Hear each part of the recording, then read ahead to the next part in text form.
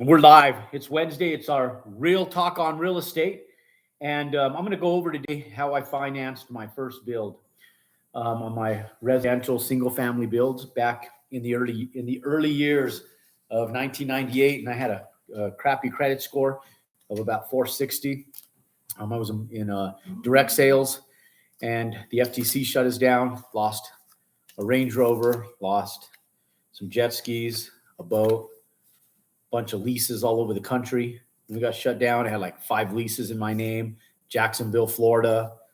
Had one up in Fairfax, Virginia. Had another lease in San Antonio, Texas. Had another lease in Albuquerque, New Mexico. Had a lease in El Paso, Texas. I had leases everywhere. And, when the FTC shut us down, we landed up with all of this stuff just compiling all on top of me. And so I had 26 lines of bad credit that fast. And this happened all within just a few months of me going in and making $25,000 a month back in 1997 to just boom, overnight, just getting crushed by the FTC shutdown of our direct sales company. And so I was sitting back trying to struggle and figure things out. I opened up a little sales company. And that sales company did well. We were selling promotional stuff like the entertainment book. You guys have all seen that entertainment book back in the day, the old school one, where you'd go and you go to dinner and get 50% off, or buy one meal, get another one free. It's some of the 5-star restaurants. They even have fast food restaurants. But we were selling promotional stuff like that, business to business, door to door. And we had a sales team. And I went from making $25,000 a month down to $5,000 a month. But even that took me like 6 months to get out of the ground, because I was trying to figure it out. I was hoping that I was living through a bad nightmare. And then I landed up moving back down to New Mexico to finish off my last year of college. And I was kind of moonlighting between New Mexico and Austin, Texas. And so what was happening was I'd come down to New Mexico, and I would go to school. And this was the fall of so it was about this time of the year of 1998. And I would go to school from Monday, Tuesday, Wednesday, Thursday. And then Thursday after my last class, boom, I was back in Austin. I was running sales teams on Fridays, Saturdays, Sundays. And then I typically fly back on early Monday mornings or late Thursday night or Sunday nights. And I had a crappy credit, but I was making a little bit of money. And then we also had a little distributorship in direct sales. Okay, why am I telling you this? Some of you guys are sitting back going, why are you telling me this stuff? What does this have to do with how you financed your first build? Because I want to let you guys to really understand how crappy my credit was and the financial situation that I was in. Okay, yeah, you guys are sitting back going, well, you're making $5,000 a month. I was spending it. I mean, I had to pay rent here, up there. I had travel, spend it. I was broke. And I spent everything prior to everything collapsing on us. And so I was making $25,000 a month, spending $30,000 a month, because that's what you do when you're making money and you're trying to scale. And so when I opened up the concrete company, I actually started doing drywall and metal stud framing first. And then I had a buddy of mine that, from the means of doing drywall, metal stud framing, because that's what I was doing prior when I was in college before. Back in like 1992, 93, I was doing drywall, metal stud framing, just so that way I could make ends meet. I used to get paid what's called piecework. And so I started sanding drywall and stuff back in those days. Now, when I came back, the boss that I used to work for with a company called DPM Construction, his name was Dwayne. He had went out of business for tax purposes. I don't want to, on this, I don't want to speculate why he went out of business, but had to do with something with taxes. And he had a ton of employees, and I used to labor for these guys. And my brother-in-law happened to be one of them. And so I landed up going in and getting my contractor's license to help my brother-in-law. And I didn't even know anything about construction, but I qualified because I had worked doing drywall, metal stud framing years back, 5-6 years prior. And so I told him, I'll go to class with you. Let's get you a contractor's license, and I'll help you get a little business running out of the ground. And he didn't show up to take his contractor's exam. I did. And I passed, and I got my GB98, which is my general contractor's license, both residential and commercial. And I went and bid the Compass Bank remodel. So it was when Compass Bank first came to New Mexico, and they had a bunch of locations. And I bid all the drywall, metal stud framing, and I bid them with the attitude that I had nothing to lose, everything to gain. And I bid them at a price that I thought was extremely expensive, lo and behold, I got the bid, and I was actually lower than everybody. I was like, shit, I could have bid it more. But anyways, got a $1.2 million bid project, made several hundreds of thousands of dollars that year. But I was paying off debt. I was like paying off all this debt that I had, right? So I was like, all my money was going to servicing debt. And I was thinking, okay, what else can I do? Like, I'm servicing debt, I'm still not getting out of the ground, but I'm doing pretty well, making hundreds of thousands of dollars a year, or at least that year. And actually it was my best year I ever had, even over all my direct sales years. But my credit still sucked. And the reason I'm telling you guys this is because a lot of you guys are looking at this going, yeah, Jerome, I want to build a house. I want to make six figures. I want to go make $150,000 to $200,000 on my very first build, which hence I got to tell you guys the disclaimer for the FTC, right, is that not everybody's going to make $150,000 to $200,000. And the reason why isn't our business model. It's because the level of ability that you guys have is all independent. Some of you guys will implement and execute, and some of you guys will sit on your ass thinking you're executing, and some of you guys won't do anything at all. But I have to say that, right? So just FYI, not every student will make $100,000. Every student who follows our business model executes, they will, and you can be one of them too. And here's the thing. Here's how we finance. Here's how I financed my first project. Now, I was making some money. I did a little owner finance deal on a house. The gentleman I bought the house from on an owner finance contract, he actually owned a little landscape maintenance company, and he had purchased the home unfinished from an electrical contractor that was going through a divorce. The house wasn't finished. It was God sin ugly, okay? And I lived in that house for 18 years. I went in, I bought it on an owner finance deal, and I finished the work with my guys, myself, my wife. I hired some tile setters, a painter because of the high ceilings. I hung every light fixture in there, and I bought like half par doors and countertops and stuff to finish the house because I didn't know how to build that at that point in time. And so I did like a renovation, and I had these puke ugly green countertops that were just sinfully ugly. But the guy who had bought it had them in the garage, and I was like, screw it, man. I got my first house. I was super hyped. I was super excited. And so I buy this house for like $75,000. I land up putting about $100,000 into it. And I'm literally doing this as I'm working, pouring concrete and doing my construction business. And the reason I was able to do my construction business, FYI, was because I would take a 50% deposit. I couldn't get credit from any of the supply houses. So the only way I would do it, and I would race to finish jobs, because what I would do is I would sell a job and I would sell a project to a residential customer, and I required a 50% down payment and the second half upon completion. So I would take the 50% deposit and I would just buy all the materials that I could, and I couldn't even afford to finish the labor. So I would just haul ass through the job going, oh my God, I got to finish this job by Wednesday or Thursday because Friday I got payroll. And so I would stay up till like 9, 10 o'clock at night some nights, and I'd get up and we'd be pouring concrete in the dark with headlights, guys, headlights. You guys think that you guys have done what it takes? You guys have no idea. I'd get guys from college. I'd get other people, other workers. We're holding people's ankles, carving retaining walls out of concrete in the middle of the night with headlights on. I remember one night the pump guy that runs the concrete pump, almost knocked himself out because he couldn't see, and he didn't know that the hose still had pressure in it, and the hose went. You guys ever had a water hose and you turn it on with high water pressure and the water hose just swings around? Well, that's exactly what happened with a 4-inch concrete hose loaded with concrete and a big metal tip on the nipple of it. And this thing went, wow, and boom, hit him in the face, almost knocked him out, threw him to the ground, and just trashed his face. And that was like at 10 o'clock at night. We had started that morning at 6 in the morning. So those of you guys who have worked a long day, you didn't work long days like we did. But that's how I got the business going. And we landed up, I was pouring concrete just fast enough to pay my bills, get payroll paid at the end of the week. Then I'd take the rest of that money and I'd go put it into this house that I got on an owner finance deal. And I would pay for flooring.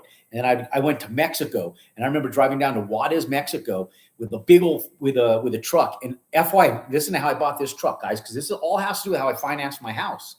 Okay. I couldn't afford, I had this little tiny black Nissan pickup truck, a little 4-banger, little four speed. And that thing, I'd wind that thing up. I drove that thing all over the country. I started off my construction company with this little tiny black Nissan truck. And it wasn't big enough, obviously, to pull trailers or do anything. So I landed up going to the credit union where I was when I was 15 years old. My dad helped me open up the bank account at the credit union. And I even screwed them because I landed up bouncing a bunch of checks and doing all kinds of craziness. And they saw my crazy credit. And I went to this lady, Joanne. And I remember the bank manager's name was Conrad. And I remember Joanne told me, Jerome, I told her, I need a truck, Joanne. And I just need a big work truck that I can get my business off the ground. We have work coming in. We're making money. I need a truck. And she goes, Jerome, your credit's so bad. I don't know if I can help you, but let me see what I can do. Let me talk to Conrad tonight. He was the president of the credit union. And I said, okay. And I just kind of prayed. And I was like, oh my God, please give me a loan for a truck.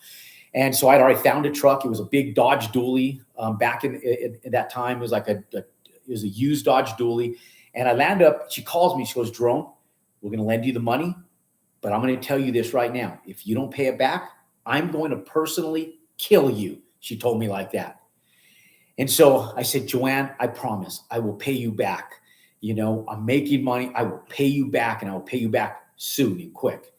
And so she gave me the loan. I bought the truck. I would go down to Mexico, down to Juarez, Mexico, and I would load it up a trailer full of tile, and I would bring it back up here. And I would go because I'd get a little bit of a discount. But that's what I that extra discount that I'd get helped me out with everything I was doing. And then I put tile in the house, and I used every bit of money I was doing that I had to put into this house to get it finished. And then I also landed up buying a little retail center on an owner finance deal. And it cost me about $60,000 to do that one at the same time when I was finishing up the house, almost simultaneously. And so I was stressed out of my mind, but I was young, right? Like I was young. Like, who cares? I was stressed out of my mind, broke anyways.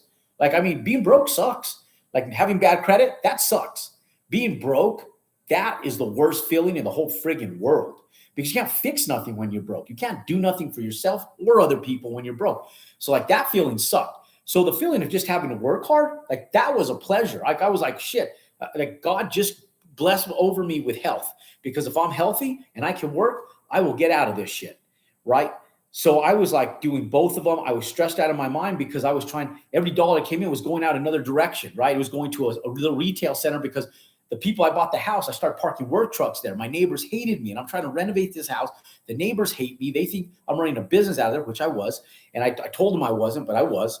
And then they took me to court, got me kicked out. And I was like, shit, now where do I go? And so I bought this little piece of crap retail center that was built in the 1950s, and it looked like it was built in the 1950s. The pigeons had shit so much in the roof was caving in from all the pigeon shit that was from the pocket roof on the front of the building. It had residential wood doors on it, and it has big old giant meat freezer inside of it that was so massive I couldn't even do nothing with it. So my guy, it probably had asbestos in that building and everything. God only knows if those guys that worked for me back then breathed all that crap in, because I didn't have the sophistication level that I have now. So I landed up getting this building done, and I did it on owner financing. I had a 3-year call on that note. Okay. And then I get the house done. Now we're still in 1998, probably tail end or like early 1999. And I'm sitting back and we're pouring some concrete, and this gentleman pulls up on a Harley Davidson motorcycle, like 2 days in a row, but we're working on a foundation. And I wouldn't sit there working because I'd already learned about employing the efforts of other people, but I would work on big concrete pour days, because those were my money days. Like if I could get that concrete poured and I get a lot of it poured, and I can keep the guys happy, buy them pizza, buy them Del Taco or whatever the shit we'd buy them, and keep them on that job site and keep them happy, I'd make a shit ton of money. Because I would just get so much work done. I'd get 3 days worth of work done in one friggin' day. And I would just pay them a flat fee of like $150 a day to all these kids that were in college. And then they were like, I have to get to school, Jerome. I'm like, all right, next person. I just bring people in and from school, because in that day, $150 a day was like rich, man. These guys were like, shit, yeah, Jerome, I'll go work with you pouring concrete for the day. And we would just train them like an assembly line.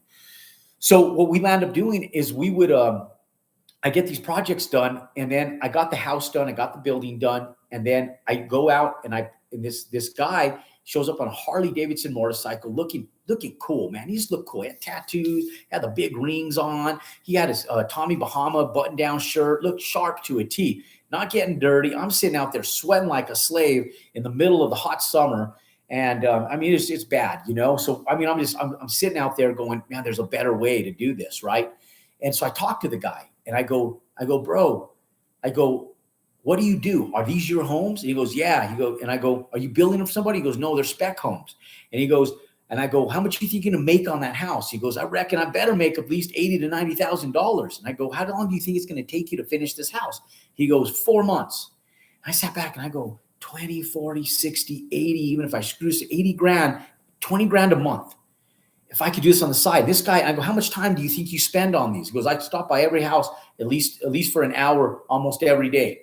You know, something, okay, shit, man, that's like 5 days a week, 5 hours a week. I got to stop by this house to check on stuff. So I call my dad up and I go, Dad, my dad's an accountant. He's not a builder. I go, Dad, can you come over tonight and help me? I want to build like one of those Excel spreadsheets. I still ain't worth a shit at Excel. But I go, Dad, can you help me just figure out like the sequence of building a house, like from start to finish? And so my dad built one house. It was the house we lived in from the time I was 8 years old till the time I graduated high school. And he built one house and he literally did that house by himself. And he built this house. And so I knew my dad knew the process because he had done it, right? So I called Dad over. Dad sits down. We sit on a computer. He pulls up the fancy Excel stuff that I'm worthless at. And we build a spreadsheet. And he goes, all you have to do is come in here. Every time you go through every single line item, you just put the amount that you paid, the amount that you paid, the amount that you paid, the amount that you paid. And we started. You were like plans. We start with the plans and the survey work. And then we start with the dirt work and the foundation and the plumbing rough-in and then the concrete work and then the framing. And we just went through the whole 9 yards. Boom, boom, boom, boom, boom. That spreadsheet, by the way, is on week number 4 if you're part of our inner circle. Okay, if you do our buy land, build house stuff. I still have that spreadsheet. Obviously, we modified it, made it better. It's more fluid today than it used to be. And so what we do is I landed up just putting this together. I still didn't even have the money, guys. Like I was living this dream that I was going to build a house, right? And I didn't even know where I was going to get the money yet from. And so I go down, I start looking at a lot down the way, 2 lots down from where the guy is building. And we're at next door to where I was pouring concrete on another house. And the lot was $30,000 or $35,000. I can't remember if it was 30 or 35, but it was either $30,000 or $35,000. And so I go to the landowner, and what I learned by being in direct sales, guys, is that you don't get what you don't ask for. And look, like if you guys like this story, you guys like this content, give me a thumbs up, man. Pound and subscribe to the YouTube channel so that way you guys get notified. And if you don't like it, just pound the thumbs down button. Tell me why. Okay, like, damn, Jerome, he's talked too much. This story ain't worth a shit because I want to learn how you finance your deal. I'm getting there. So I just want you guys to understand it was a process for me. So that way, when you guys come in and you guys sit back and go, oh, this guy's already rich. I'm like, fuck, I didn't start rich. I started broke as shit, broker than 99% of you guys that are on this call. And I just did what it took. And so when people come in and they start being pussies and they're like going, I want my money back. This doesn't work because I'm a puss, because I'm not willing to work. I want to sit with my thumb up my ass on my couch. And I want things to be handed to me, and I want to be bottle fed. That ain't the way this works. This is not get rich quick. This is get rich for real, right? There's a process to this. I had to do what it takes. That's what I had to do. I had to do what it takes. I had to do what it took to get shit done and get financing, right? So here's how it goes, guys. So now I put this whole spreadsheet together. I go talk to the landowner and I say, hey, can I do an owner finance contract on the land? Now, because I couldn't get a loan on it, my credit still sucked. I was starting to pay stuff off, but my credit was still like a 460, 480, had like 26 lines of bad credit. It had only been 1 year. So I go in and I talk to the landowner, and that had a little for sale by owner sign. And I go, will you do an owner financing? I had just done that on my building. So I was like, oh, cool, this owner finance thing, I like it. Like that means I don't have no credit checks. I don't have to go worry about talking to a bank. I don't have to worry about the embarrassment of running my credit. And then guess what they asked me for? The landowner. They're like, yeah, we'll do it. And then we start going through paperwork, and they have like a realtor sister or somebody that comes by, and had this guy named Michael Spottiswood. Michael, I don't even know where the guy's at now. I think I scared the shit out of him because I was such an aggressive guy. I was on fire, and I was like intense as hell. And I remember Michael was a real estate broker agent for Coldwell Bankers. And so Michael comes in. I go, Michael, write this contract up for me. And he goes, yeah, well, we need to think about this now. I'm like, Michael, will you stop with the bullshit and just write the contract up the way I tell you to write it up? And so Michael ends up writing up the contract. And so we write this owner finance deal. And then the friend of the friend that's a broker to the seller comes back and says, Jerome, we want you, the sellers want you to run your credit. I'm like, oh shit. I'm like, okay. And then I just ignore it, right? I don't tell Michael Spottiswoode. I'm like, oh man, they can't run my credit. I'm not going to get this lot. So I just ignored them. I was like, I figured if they asked enough times, but as long as I came to the table with the down payment money, we got to the closing table, they would just close. So I just kept my fingers crossed. I was like, oh God, please close on this lot, right? So I went in with like $5,000 and I kept my fingers crossed. I'm like, stop asking me for my damn credit. They asked like 3 or 4 times. I ignored them 3 or 4 times. And I said, okay. And then I never gave them my credit. And then we closed and they never asked for my credit ever again. And so we closed on the lot. We did an owner finance deal and I land up getting the lot tied up. Okay. Now, no bank, ladies and gentlemen, was going to lend me a construction loan. So a lot of you guys come in, they're like, well, how to get a construction loan? I'm like, I'll show you. It's all right here. It's all in the prints. It's all in the prints. This is money, guys. Like a set of plans. This is like one page. A set of plans. Here's a real set of plans. A set of plans is money, guys. This is money. Like when you go through and you build a set of architectural prints, a bank can appraise it. This is money. Okay. I didn't have that luxury in that day. So I paid an architect like $2,000 from working and pouring concrete to do a set of plans for me. Okay. Still didn't have the money to build the house. I had a dream though. I had a dream that I was going to get this house done. Okay. And I was saving money. In fact, I lived in a little trailer. The trailer was like a 30-foot trailer. It wasn't like a nice RV trailer. It was a piece of shit trailer. And I bought this thing. It was full of cockroaches. We cleaned it out, gutted it completely. And then, by this time I was actually, I was still finishing up my house. And so my house was just getting finished. I still had the trailer. And that's why I was saving money. And I had a freezer. And I remember my wife now, she's my girlfriend at the time. And I had money. I was stacked cash money in my freezer. And she goes, you didn't even lock your doors. I was like, no one's going to come in this piece of shit. Like, who's going to come in this piece of shit trailer, right?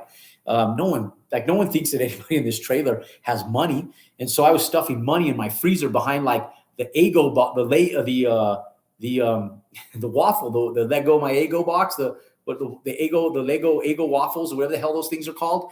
And I remember I had that thing had frostbite on it. And I had like other stuff in the freezer and I stuffed cash behind all my food in the freezer. Well, FYI, I don't keep cash in my freezer anymore, guys, but that's where I kept cash.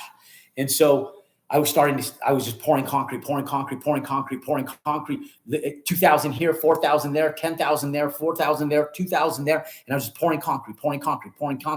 And I stayed in that little house because that little trailer for a little while, because I was only paying $165 a month to rent the spot it sat in. And then I finished the house, right? And so I have this house. And so I go to a bank and I go, okay, I have all this equity in this house. Can I get a loan? And they appraise the house. The house appraises at like $385,000. And I'm all into this house for all of about $150,000. And so, and I didn't have anything. So I didn't have any money out on it, right? Because I did an owner finance deal on it and I paid cash for the renovations. So I still have this note on this owner financing. But if I get a loan on it, I have to pay off the owner financing. So what happens, I had a $75,000 owner finance deal and shitty credit. I went to the bank. I asked them for a loan. They said, your credit's obviously horrible. Now I had a truck on there that I made payments. So I had shown good credit on one line of credit and I paid a few things off. Okay. So now my credit was looking a little bit better. So I go to the bank and I said, can I get a home equity loan on this or a mortgage on or whatever? Well, they would give me a home equity line of credit, but they didn't want to give me a mortgage, but they did collateralize the house. I paid off the owner finance deal. I showed up with $110,000 out of the house. Okay. So now I have $110,000.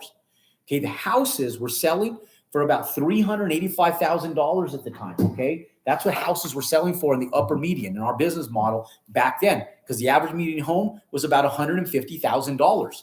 So my home was more than the average. So I go in. And so if you take like $385,000, follow me here, guys, and 385,000, 80,000 of that, I made like 85,000 on my first house. So let's take $85,000 out of that because I'm not going to finance the profit, right?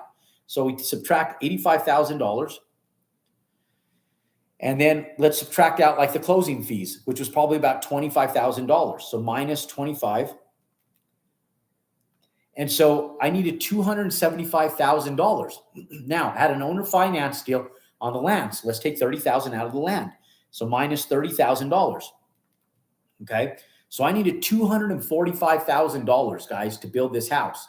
I had 110 out of that loan, 110. So let's take out 110 because I had 110 from the bank. I needed $135,000. I probably had about $60,000 saved in my freezer. Okay. You guys are laughing, like people are laughing. They're like, shit, Jerome, you had your money saved in the freezer. Yeah, I had money saved in my freezer. So I had like $60,000 in my freezer. Okay. So I still needed $75,000 to finish that house. Where do I get that money from, guys? It didn't stop me from building the house. You know what I thought? I was like, shit, I got 110,000 and another 60 in my freezer. That means I got $170,000 that I can go in and start building this house with. And I'll figure out where I'm going to get the other $75,000 when I get to that point and I run out of money. So guess what I did? I started building a house and I didn't know where I was going to get the rest of the money. I just kept pouring concrete and I kept living as frugally as I could, guys. I wasn't living an extravagant lifestyle. I was making money, but I was just stockpiling money, guys. I was putting money into my project. I was pouring concrete. And by the time I got to the end of it, I had another like $40,000, $50,000 I had made. By the time I got towards the tail end of my build, I was making about 20 grand a month pouring concrete. And I was living on like 3,000 a month, literally. And I was pouring concrete. Then I started leasing my building. So I had a few $1,000s a month coming in from my building. The building started paying for my house. The building's paid for. Then I started getting sophisticated. I just got health insurance. First time I had health insurance in like my entire life since I left mom and dad. Right. So I was like, man, I'm like a real person now. I got health insurance, so I got health insurance. I got a house. I got a building, owner financing, other people's money, guys. And then I got a lot that I still have to pay off, other people's money, owner financing. And then I get this home equity line of credit with my crappy credit. And they wouldn't even give me very much money, but I got enough to be able to get going. And then I just worked, guys. I put my head down and I worked. Okay. And I built my first house and I sold it in the first 60 days. It didn't sell right away. It sold within 60 days and I made about an $85,000 profit. So guess what I landed up doing? I didn't pay the loan off. I went and bought 2 lots on owner financing right down the road. And I went and bought 2 lots on owner financing. And what I did was I had enough money to build 1 full home. And I had my profit to start another home, but not finish it. So guess how I built my second house? I had enough money to build 1 full house cash. Didn't take any money, didn't buy a car, didn't go off and go to Las Vegas to go party and gamble. I didn't go off and go to Hawaii. I didn't go off and buy me a Rolex. I didn't go off and do any of that dumb shit. I already done that crap. I had done that years prior. I was over all that. And so I told my girlfriend, I said, okay, who's my wife now? I go, okay, so I'm gonna do 2. And she goes, where do you get the money for the second one? I go, I'm gonna work for it. I'm just gonna keep pouring concrete. So now I'm like bidding golf courses, like where I'm going to go in and pour concrete on golf courses. I'm going to build these big, massive waterfalls. Now I'm racing mother time. Okay. Because I'm doing these big, massive projects that are supposed to take 6 months, but I'm going, screw 6 months. I'm going to get this shit done in 4 months. So at the end of this project, I have the money on this golf course that I'm doing to be able to afford the tail end of this build. So I didn't even know how to bid a golf course, guys. Like I didn't know how to do this stuff. I was on an airplane one time and this guy was flying out and he said he was doing a golf course and he had a set of plans and he showed them to me. And I was on a plane flight to Phoenix of all places. And I was like, really? And so I went and visited the golf course that he told me was in Tempe. If you guys ever go down, if you guys ever take Van Buren, if you guys know Phoenix, and if you guys are by the airport and you take Van Buren from Phoenix into Tempe, right onto it curves into Tempe. And it actually curves into Mills Avenue, which is the main road where all the nightlife is, right by the university, by ASU. Right before that road curves, there's an apartment complex there. And right behind that apartment complex is a golf course. And that was the golf course that this guy was doing. And so guess who shows up to this golf course to meet this guy? Me. I'm like, hey, I'm here. I want to see what your project looks like. And so I go in, I entertain, I don't even know how to golf. And I'm like entertaining relationships with this dude to see how he's doing this frigging golf course, right? And what's involved. And so I'm like, screw it. I'm going to find me a golf course. I'm going to do a golf course deal. And so I'm building 2 houses. I got my regular crews going out there, and now I have this deal that I'm going to do a golf course, and I'm going to make enough money to finance the second end of my second build. And so I land up getting a project. I land up pushing through on both houses at the exact same time, and I raced through this build. And not only did I get the golf course bid where we're doing all these waterfalls and one entire green on redoing the holes on the entire green, and all the golf course stuff where I landed up making a shit ton of money, but I landed up getting houses that lived on the golf course. They were like, damn, that's pretty cool what you guys are doing. Can you do my backyard? And I'm like, yes. And so I started running crews to do their backyards. And this guy that was doing these golf courses started subbing workout to me, little old me, young dude in his mid-20s, didn't know shit about shit, but I had confidence. And I was able to sell him into these deals, and he believed in me. Thank God. And I landed up getting these golf course jobs, and then I landed up getting all the residential jobs around it. And that thing paid for the tail end of my build that I did for house number 2, guys. House number 2. So then I made about $92,000 on each house. I made over $90,000 on each house. That's an additional $185,000 that I was able to put in my bank account, in addition to the $85,000 on the first house I built. So guess what I landed up doing next? Buying 4 lots. And guess what I did with the next? Now I had enough money to build 2 houses and half of a third. Didn't even have the money to start the 4th house. So guess what I did to do 4 houses all at one time? The same damn thing. I took $0 out of any of my builds, guys, and I rolled 100% of it. Boom, right back in, 100% of it. I rolled all of it. I said, I'm scaling this bad boy, and I rolled 100% of my money right back in it. I'm still broke, guys, because I'm not living like I'm not broke, but I'm broke. I'm broke because I'm working to feed and fuel the beast, right? Like I'm not going, okay, I'm going to get to $1 million a year. I'm going to get to $1 million a year. I'm going to make $1 million a year. I'm going to do 12 of these friggin' homes. I'm going to make $1 million all in 1 year off of just building houses. And then if I'm making $500,000 pouring concrete or whatever I was making, I'm like, shit, man, I have a good year. I'm making well over $1 million bucks. I'm cool. So I had this like vision, right? So here comes now we're still in year number 2, guys. Now we're going to go into start year number 3. Okay. This is the year I become a millionaire, because now I go to 4, and I was going to do these in 4 months. I was going to turn that and revolve that capital. I was going to revolve it 3 times in 1 year. And I was starting off at the tail end of like 2000 of the tail end of 1999, moving into 2000. And I'm going after it, guys. Like I'm going after it. And I just revolve 100% of my money. I can get through 2.5 builds, almost 3 builds with the money I have. And I don't even have money to finish the 4th, but I get 4 lots, and I turn dirt on all 4 lots. And I'm like, screw it. I'm going to figure out where I'm going to get that money. I'm going to work my ass off to do it. And I kept pouring concrete. And I funded the 4th build. I built 4 homes, and now we're making like $95,000. I'm getting better at these things. I'm discounting prices. Now I'm pushing close to like $100,000 a year, a unit. Okay, not a year, $100,000 per house. Now I'm doing 4 homes, guys.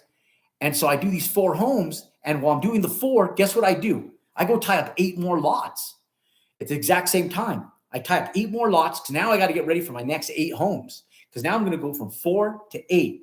And so I just start piling these bad boys, and I'm just revolving capital, and I'm pushing through these houses, and I'm slave driving people through these houses. Subcontractors, I'm sweating them out, but I'm paying them. And I'm like, you get it done or I won't hire you in the next one. You get it done or I won't hire you in the next one. You get it done or I won't hire you in the next one. And I'm blowing people's phones up. And at this time, I don't even think I had a secretary yet. And so it's me on the phones just pounding these bad boys out. And then I go and run and do estimates for concrete work. And so I would go out and I would just pound out estimates for concrete work, stay up all night on the computer, typing estimates till 1, 2 o'clock in the morning, wake up at 6, get 4 hours worth of sleep, and then start pouring concrete in the morning. Then I pour concrete till about 10 o'clock, go run around, give a few estimates, go back, finish up the job. Get some burritos, feed the crew, throw them some Subway, and then finish up concrete. We'd roll out at 6, 7, 8, 9 o'clock at night. Go home, type out bids, and then start all over again. Okay? Now, that's a little extreme, guys. I'm not telling you guys to go do that. But what I am telling you guys is you don't have to go through all that.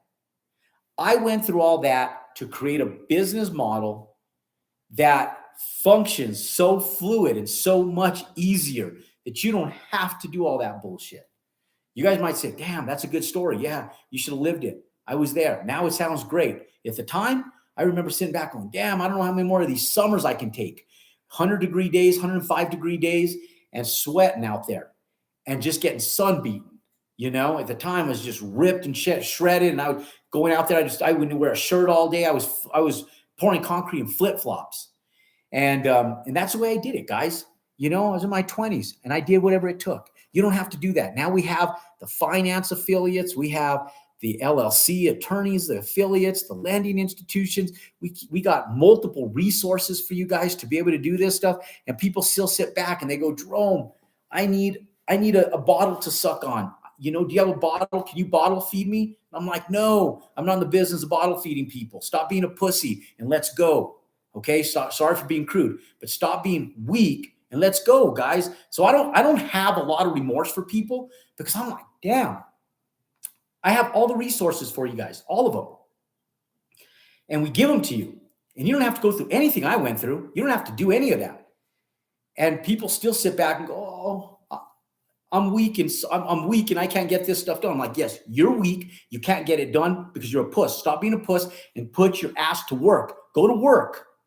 Get off your ass and exercise the resources that we give you, and you'll make it. Because we have hundreds of people all over the country now that are friggin' crushing it because of our business model, and it makes me proud. So when you see my post and I post and I say, yes, another win for another one of our students, is because they're implementing the shit I learned and what I've been doing for over 25 years. And all they did was they were gullible enough to listen and bite it, hook, line, and sinker, and execute. The only people that don't make it are the ones that complicate it. Don't complicate it, guys. I did it for you guys. I put this business model together for me, not you. Me. It's my business model. I did this business model make my life easier, and I got friggin' rich doing it. I was able to scale into retail. I've been able to scale into multifamily, and I did the same shit to get into retail as I did to get into residential. Same thing. I would go in and make money to finish retail. I would get into multifamily and I would go make more money to scale my multifamily. Guys, I did it my whole life. You guys don't have to do that. It's an easier way out there. I put that easier way together because I've gotten smart over the years. Okay, I'm not the smartest tool in the shed, but I'm smart enough to execute, and you guys can too. Look, what I'm going to do is I'm going to have my team edit this video. I'm not going to edit out the bad words. I'm not going to edit any of that stuff out. You guys need to hear that stuff. If that stuff makes you go, oh, this guy uses profanity, I'm not going to do it. Click, this guy uses profanity. You're a puss. You're never going to do anything anyways. Bye. Go back and flip burgers, do whatever shit you want, or go work at your local St. Vincent's de Paul, whatever the hell you want to do. I don't care. Go do that. Don't do this, because if that's going to break you, you're not going to do this anyways. You'll never make it. So just stop the video, go follow somebody else. But if you want to make it, then, ladies and gentlemen, follow my shit, because my shit works. It's real. It's not some bullshit air pie in the sky bullshit. My shit works. It worked for me, and I've been doing it, and I still do it for you guys, and you guys can too. So ladies and gentlemen, if you guys want more information on how to work with us, I'm not going to bottle feed you guys. You ever heard of the parable? You teach a man to fish, you feed him for a lifetime. You give a man a fish, you feed him for one friggin' day. I don't want to feed you for a day. I'll feed you for a lifetime. So don't sit back and say, Jerome, can you do this for me? No, you're capable. God made you capable. I promise. You're capable. He made me capable. He made you capable. And you can do it too. All you have to do is execute a proven business model that we've been using for over 25 plus years. That's all you have to do, ladies and gentlemen. Anyways, God bless you guys. Thank you guys for hearing out my whole story. I love you guys. Appreciate the follows. Appreciate the likes. Pound and subscribe to our YouTube channel, and give me a thumbs up if you guys like the content. And I'm going to put some videos up at the end of this. At the end of this video, I'm going to put some other recommended videos on our step-by-step process of how we buy land and build houses, starting from step one. There's 25 videos in that series. Go watch them all. Ladies and gentlemen, God bless you guys. Go out. Have a great night.